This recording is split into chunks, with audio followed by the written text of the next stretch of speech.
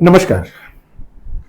एक ऐसी भर्ती जिसके बारे में बात करने से पहले मुझे 100 बार सोचना पड़ता है। 3 साल से मैं लगातार यही कहता आ रहा हूं कि अब आई तब आई। ये मैं नहीं कह रहा हूं, ये सरकार की तरफ से भी कहा जा रहा है, लोगों की तरफ से कहा जा रहा है और चारों तरफ यही आपको मिलेगा, बस आई आई आई और ये देखो आ गई। ठीक है। भर्ती का नाम है खंड शिक्षा अधिकारी। 2019 में इसकी पूर्व परीक्षा हुई थी और सबसे बड़ी बात मैं बताऊं कि उस परीक्षा में इतना बढ़िया रिजल्ट रहा था अपने संस्थान का कि जो लोग नौकरी कर रहे हैं वो बता भी रहे हैं कि बड़ी मजेदार पोस्ट है, बहुत बढ़िया, हर चीज में बड़ी अच्छी पोस्ट है, गाड़ी से चलते हैं, शिक्षा विभाग में ठीक ठाक दबदबा है, ब्लॉक लेवल की पोस्ट होती है, लेकिन टीचर से डायरेक्ट जुड़े होने के कारण इसमें आप अपने को पावरफुल महसूस करते हैं। ये सब बातें आप सब जानते हैं।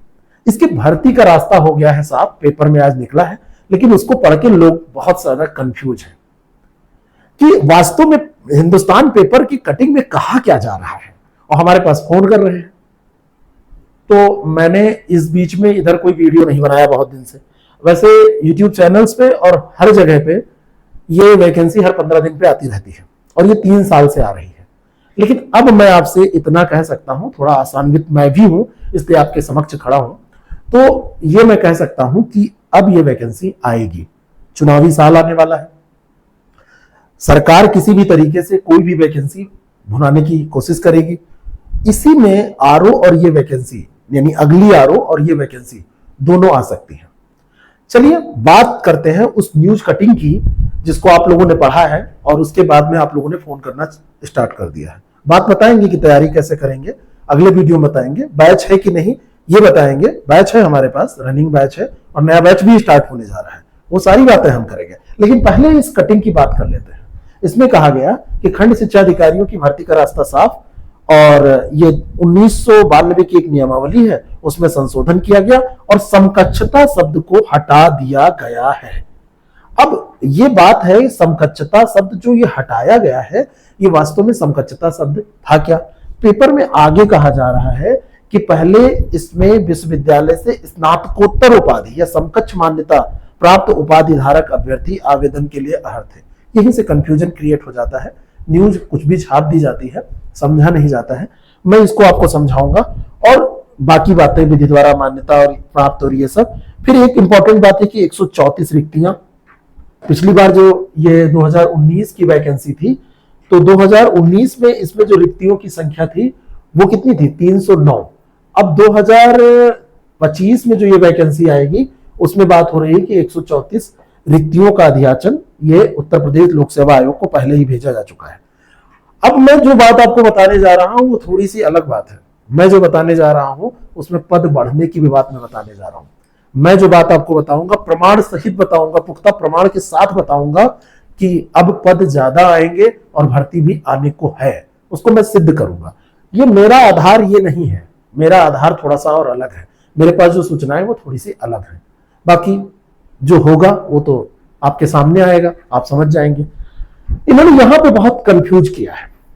यहां पे इन्होंने कहा कि अधिमानी अहर्ता से लेके एलटी डिप्लोमा को हटा दिया गया है। पहले जो नियम था उसमें शिक्षा विभाग का एलटी डिप्लोमा, बीटीसी, बीएड या किसी विश्वविद्यालय की कोई समकक्ष उपाधि को मान्य किया गया था। यहां तक तो बातें इन्होंने सही की हैं, लेकिन इसके बाद जो इन्होंने लिखा है, हालांकि संशोधित नियमावली में अन्य बातों के समान होने पर सीधी भर्ती के मामले में ऐसे अभ्यर्थियों को अधिमान दिया जाएगा जो बीएड है, एनसीटीई के द्वारा बीएड है। एनसीटीई से घबराना नहीं है, बीएड जो होते हैं वो इन्हीं से मान्यता प्राप्त होते हैं।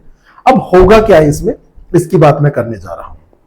लेकिन वैकेंसी कैसे और बढ़ सकती है ये मैं इसके बाद में बताऊंगा। तो पहले हिस्से में, पहले पार्ट में इसको हम लोग डिस्कस कर लेते हैं। पहले जो इसमें समकक्षता का विवाद था तो उसमें कोर्ट में मामला चला जाता था। कुछ लोग बीटीसी, कुछ लोग एलटी डिप्लोमा, ये बहुत पहले शायद 1998 तक हुआ करता था पहले, तो एलटी डिप्लोमा। और यहां पर हम बात करें कुछ लोग, हाँ बस ठीक है, या इसके समकक्ष या ऐसा कुछ, ये सब क्या माना जाता था? ये समकक्ष माना जाता था। ये सब क्या माना जाता था? ये इक्विवेलेंट माना जाता था, समकक्ष माना जाता था।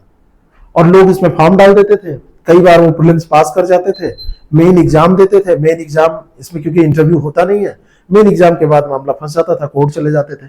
अब इसमें ये सब कुछ जो हटेगा तो बचेगा क्या? अब समकक्षता हो गई समाप्त। तो अब बचेगा कौन? Bachelor of education. जो बीएड धारी होंगे उन्हीं को केवल अवसर दिया जाएगा। जितने लोगों ने बीएड कर रखा है उनका ये एक स्वर्णिम काल मान सकते हैं अधिकारी बनने के मामले में। वैकेंसी तो बहुत ज्यादा नहीं है, बीएड धारी बहुत ज्यादा है, लेकिन उनके पास अवसर तो है ही है। एक व्यक्ति को एक ही सीट चाहिए, तो जो अच्छा पढ़ेगा वो बन सकता है। तो वो अब केवल बीएड का मामला। अब हम बात कर लेते हैं कि जो सीट्स हैं 134 ये तो बहुत कम सीट है, ये सीट बढ़ भी सकती है। और एक खुशी की बात मैं आपको बताऊं, मैंने कहा कि बीओ के प्रमोशन का रास्ता हो गया साफ और सरकार ने इसको गजेटेड पोस्ट माना है। हमने यहां पर लगाया ना इसको, तो मैं इसका स्पष्टीकरण दे रहा हूं। जो प्रमोशन का रास्ता साफ हुआ है, अब यहां पर देखिए कि राजकीय 50% मौलिक रूप से नियुक्त किए जाएंगे प्रमोटेड लोग राजकीय उच्चतर माध्यमिक विद्यालय और राजकीय नॉर्मल स्कूल के प्रधानाचार्य और पुरुष शिक्षण शाखा में अन्य समकक्ष पदों पर इनको पहुंचाया जाएगा। और साथ में राजकीय बालिका उच्चतर माध्यमिक विद्यालयों और राजकीय बालिका नॉर्मल स्कूल के प्रधानाचार्य और महिला शिक्षण शाखा में अन्य समकक्ष पदों पर इनको पहुंचाया जाएगा। और उप विद्यालय निरीक्षक और बालक बालिकाओं खंड शिक्षा अधिकारियों और अन्य को निरीक्षण शाखा में समकक्ष पदों पर नियुक्त किया जाएगा, जिन्होंने भर्ती के वर्ष के प्रथम दिवस को 3 वर्ष की सेवा पूरी कर ली हो। इनमें से क्रमशः 33% पुरुष, 33% महिला और 34% जो होंगे 34% निरीक्षण शाखा के अनुपात में आयोग के माध्यम से इनको पदोन्नति दी जाएगी। अब ये पॉइंट इसमें इंपॉर्टेंट है, ये जो गजेट में निकला था ये 3 सेगमेंट, इसमें से ये वाला इंपॉर्टेंट है। यहां आपको समझना यह है कि जो अब बीओ साहब लोग हैं, ब्लॉक एजुकेशन ऑफिसर लोग हैं, ये हो जाएंगे प्रमोट। और जब ये प्रमोट हो जाएंगे, इनका हो जाएगा प्रमोशन, तो इस प्रमोशन के बाद ये रिक्ति खाली होगी कि नहीं? और आपको पता है कि नहीं पता है, जो डायरेक्ट लेक्चरर होते हैं ये लोग आपके बेसिक शिक्षा अधिकारी बन जाते हैं, इनको नियुक्ति मिल जाती है, उसी के इक्विवेलेंट जीआईसी प्रिंसिपल की पोस्ट मानी जाती है। तो ये लोग फिर इनका स्तर ऊपर चला जाएगा, यानी कि ये बीएससी के लेवल के पहुंच जाएंगे, ग्रेड पे भी वहां पे पहुंच जाएगा। अब सरकार ने इसको गजेटेड भी मान लिया है, गजेटियर में सरकार ने इसको प्रकाशित भी कर दिया है। तो सरकार ने जो गजेटियर में इसको प्रकाशित किया है, तो पहले भी आप कहेंगे कि गजेटेड पोस्ट तो ये थी। अब सरकारी गजट उत्तर प्रदेश में सरकार के द्वारा इस पद को गजेटेड मान लिया गया है। ठीक है, अब बिल्कुल ये जैसे पहले थोड़ा थोड़ा विवाद था इसमें, अब इसको बिल्कुल गजेटेड मान लिया गया है, गजेटियर में ये आ गया है। तो अब यहां पर होगा ये कि ये जो प्रमोशन हो जाएगा तो यहां से ये बीओ के पद जो हैं ये रिक्त होंगे। और जब रिक्त होंगे तो ये वाली जो वैकेंसी है आपकी जो यहां पर लिखा हुआ है 134, तो अब पूरे प्रदेश में जितने भी ब्लॉक उतने बीओ और उसमें से 3 साल की नौकरी पूरे करने वाले जो सीधी भर्ती कहीं भी निकलेगी तो जो लोग प्रमोशन ले लेंगे, प्रमोशन पा जाएंगे, तो वो पद खाली होंगे। तो ये वैकेंसी बढ़ भी सकती है, बढ़ जाएगी ऐसा कुछ नहीं, क्योंकि हमारे हाथ में थोड़ी ना है। तो इतने का तो अध्याचन गया है, आगे ये बढ़ सकती है। अब करें क्या? अब आपको करना ये चाहिए कि इन सब बवालों से अलग होके अब तैयारी शुरू कर देनी चाहिए। केवल इसकी तैयारी आप मत करिए और बाकी चीजें आप करते रहिए, लेकिन इसकी तैयारी करने में भी 5-6 महीने का समय चाहिए आपको। 6 महीने तो चाहिए ही। तो 6 महीने की तैयारी करने के लिए आपको कहीं ना कहीं जुड़कर तैयारी शुरू कर देनी चाहिए। उनमें से एक ऑप्शन आईएएस प्रेप भी आपके पास है। आईएएस प्रेप से जुड़ने के बाद में आपको सबसे जो बड़ी बात है कि एक ऐसा बैच मिल जाएगा जिससे जुड़कर पूरी तैयारी हो जाएगी। पहले से भी बैच चल रहे हैं और बैच में सिलेक्शन हुए हैं। सबसे बड़ी बात यह है, इंटरव्यू भी पड़े हुए हैं, आप देख सकते हैं, कोई फेक इंटरव्यू नहीं है। बहुत सारे लोग और सिलेक्ट हुए जो इंटरव्यू देने नहीं तैयार हुए, उनका जबरदस्ती इंटरव्यू नहीं कराया गया है, किसी का फर्जी नाम में नहीं डालता हूं। और इस बैच के अंतर्गत आपको पूरा जीएस का 360 से ऊपर घंटों का लेक्चर मिल जाएगा, नोट्स मिल जाएगा, सारगर्भित नोट्स होगा, करंट अफेयर का नोट्स आपको मिल जाएगा। सभी क्लासेस बिल्कुल नियत समय पर रोज चलेंगी, आपका रूटीन बन जाएगा। हर एक क्लास का आपको इस तरीके से नोट्स दिया जाएगा, क्लास का नोट्स, कि उससे भी आप रिवीजन कर पाएंगे। और सबसे बड़ी बात है कि आप अगर उस समय इसको नहीं ज्वाइन कर सकते हैं, नहीं पढ़ सकते हैं, तो आपके रिकॉर्डेड फॉर्म में ये जो ऐप में क्लास होगी आपके ऐप में, उसको आप कभी भी अपने सुविधानुसार देख सकेंगे।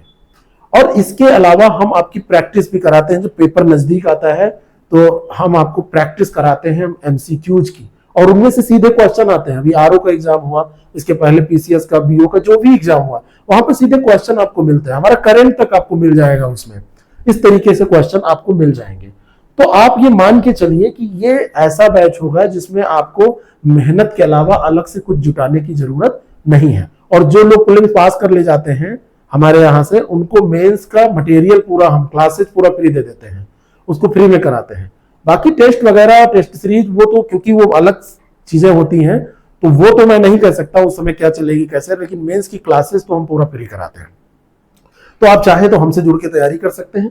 ये हमारा कॉन्टेक्ट नंबर है, इस पर आप मैसेज करिए, मंजिल बीओ 2025 लिख के भेजिए, आपको डिटेल मिल जाएगा। ऐप का लिंक डिस्क्रिप्शन बॉक्स में दिया है, बहुत ही जल्दी बैच उस पर आ जाएगा और आपको पूरी तैयारी के लिए एक बहुत अच्छा प्लेटफॉर्म मिल जाएगा। आप यकीन मानिए कि इससे अच्छा प्लेटफॉर्म आपको एक जगह तैयारी करने का अलग मिलना थोड़ा सा मुश्किल होगा। ठीक है, तो अब थोड़ी सी आशा क्योंकि मेरे अंदर भी जगी है, तो मैं आपको भी बताना चाहता हूं कि अब आप तैयारी करना शुरू कर दीजिए। वैसे तो हर महीने लोग बताते ही रहते हैं, लेकिन अब मैं थोड़ा सा आसान्वित हूं। ठीक है, कोई भी कंफ्यूजन होगा, कुछ भी होगा तो आप बताइएगा। अभी तक जानकारी के हिसाब से, मेरी जानकारी के हिसाब से बीएड वाले लोग ही एलिजिबल होंगे। समकक्षता का विवाद इसमें समाप्त हो गया है। Thank you so much.